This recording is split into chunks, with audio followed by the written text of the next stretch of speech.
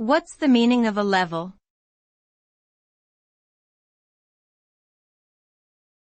A level.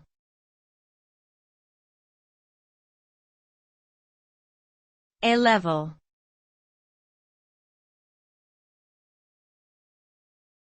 A level.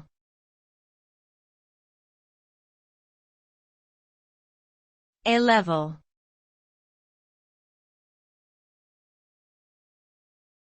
A level.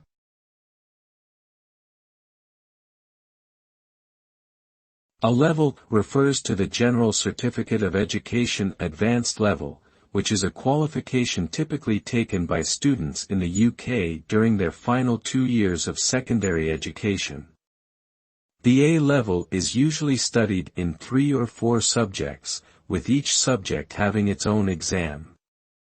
The grades received from these exams determine a student's eligibility for university and future career prospects.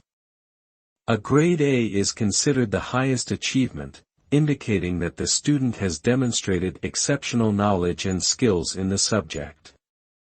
Grades B to E are also awarded, with E being the lowest passing grade.